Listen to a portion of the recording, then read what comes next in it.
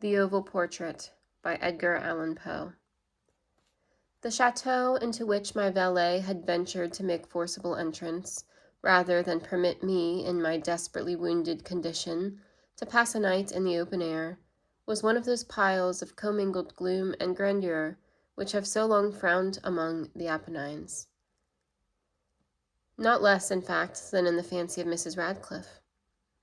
To all appearance, it had been temporarily and very lately abandoned. We established ourselves in one of the smallest and least sumptuously furnished apartments. It lay in a remote turret of the building. Its decorations were rich, yet tattered and antique.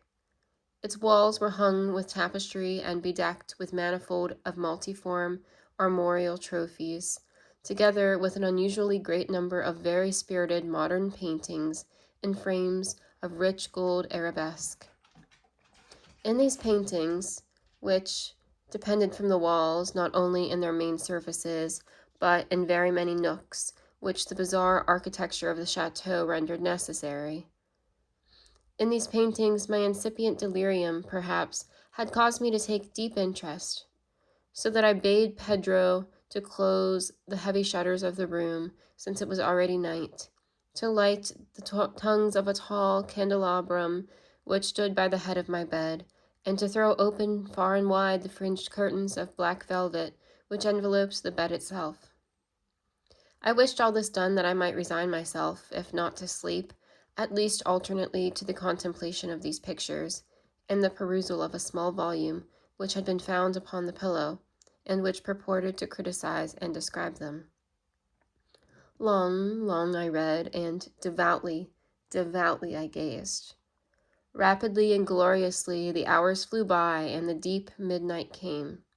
The position of the candelabrum displeased me, and, outreaching my hand with difficulty, rather than disturb my slumbering valet, I placed it so as to throw its rays more fully upon the open book.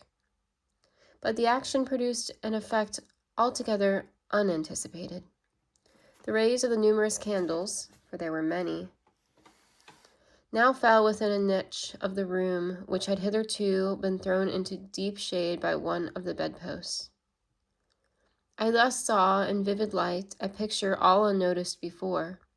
It was the portrait of a young girl just ripening into womanhood. I glanced at the painting hurriedly, and then closed my eyes. Why I did this was not at first apparent even to my own perception, but while my lids remained thus shut, I ran over in my mind my reason for so shutting them. It was an impulsive movement to gain time for thought, to make sure that my vision had not deceived me, to calm and subdue my fancy for a more sober and certain gaze. In a very few moments I again looked fixedly at the painting.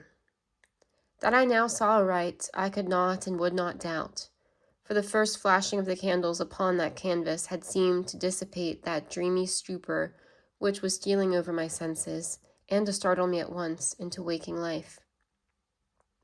The portrait, I have already said, was that of a young girl. It was a mere head and shoulders, done in what is technically termed a vignette manner, much in the style of the favorite heads of Sully. The arms, the bosom, and even the ends of the radiant hair melted imperceptibly into the vague yet deep shadow which formed the background of the whole. The frame was oval, richly gilded, and filigreed and Moresque. As a thing of art, nothing could be more admirable than the painting itself, but it could have been neither the execution of the work nor the immortal beauty of the countenance, which had so suddenly and so vehemently moved me. Least of all could it have been that my fancy, shaken from its half-slumber, had mistaken the head for that of a living person. I saw at once the peculiarities of the design, of the vignetting, and of the frame, must have instantly dispelled such idea, must have prevented even its momentary entertainment. Thinking earnestly upon these points, I remained, for an hour perhaps, half sitting, half reclining, with my vision riveted upon the portrait. At length, satisfied with the true secret of its effect, I fell back within the bed. I had found the spell of the picture in an absolute lifelikeliness of expression, which, at first startling, finally confounded, subdued, and appalled me. With deep and reverent awe, I replaced the candelabrum to its former position. The cause of my deep agitation being thus shut from view, I sought eagerly the volume which discussed the paintings and their histories. Turning to the number which designated the oval portrait, I there read the vague and quaint words which follow. She was a maiden of rarest beauty, and not more lovely than full of glee. And evil was the hour when she saw and loved and wedded the painter. He, passionate, studious, austere, and having already a bride in his art. She, a maiden of rarest beauty, and not more lovely than full of glee, all light and smiles and frolicsome as the young fawn, loving and cherishing all things, hating only the art which was her rival, dreading only the palette and brushes and other untoward instruments which deprived her of the countenance of her lover. It was thus a terrible thing for this lady to hear the painter speak of his desire to portray even his young bride. But she was humble and obedient, and sat meekly for many weeks in the dark high-turret chamber, where the light dribbled upon the pale canvas only from overhead. But he, the painter, took glory in his work, which went on from hour to hour, and from day to day. And he was a passionate and wild and moody man, who became lost in reveries, so that he would not see that the light which fell so ghastly in that lone turret withered the health and the spirits of his bride, who pined visibly to all but him. Yet she smiled on, and still on, uncomplainingly, because she saw that the painter, who had high renown, took a fervid and burning pleasure in his task, and wrought day and night to depict her who so loved him, yet who grew daily more dispirited and weak. And in soothsome, who beheld the portrait spoke of its resemblance in low words, as if a mighty marvel and a proof not less of the power of the painter than of his deep love for her whom he depicted so surpassingly well.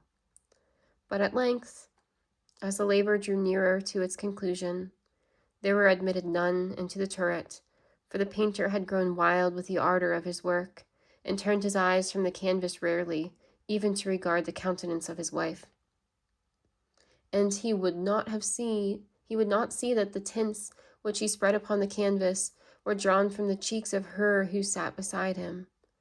And when many weeks had passed, and but little remained to do, save one brush upon the mouth and one tint upon the eye, the spirit of the lady again flickered up as the flame within the pocket of the lamp.